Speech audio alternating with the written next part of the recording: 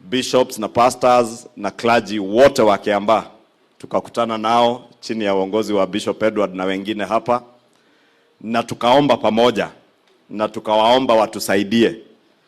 Na nakumbuka Edward akituambia, akiongoza clergy hapa Kihara, akatuambia mimi na sisi kama wachungaji, hata tusipoenda nje kuwaombea kura, mjue tunawaitania juu kwa Mwenyezi Mungu.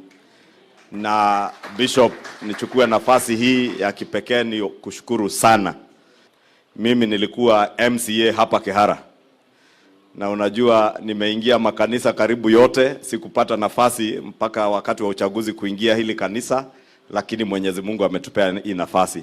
But I want to specially thank you for the support the clergy in Kiambaa walitupea tukiwa team ya Hustler Nation.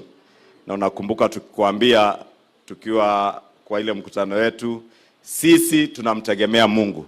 Hatumtegemei naibu wa rais, hatutegemei mtu, tunamtegemea Mungu peke yake na wananchi ambao ndio wenye nguvu na mamlaka ya kupea viongozi kama John kura walizompea na kumfanya mbunge wa Kiambaa. So nichukue tu nafasi hii nishukuru sana watu wa Kiambaa. Eti Kawanjiko, mtu wa kuuza mara ya kuku, sasa tunamuita mheshimiwa. Kana usio tiwe gai. Usio ndio gai.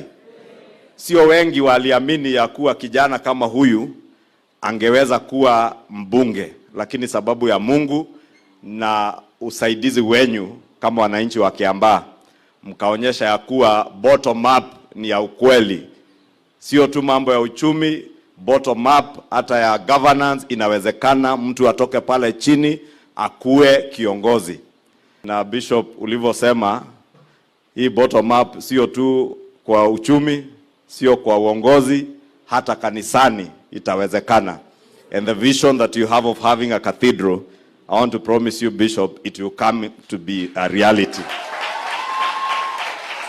Na naamini tutarudi hapa kwa cathedral tukifanya Thanksgiving ya Deputy President akiwa rais.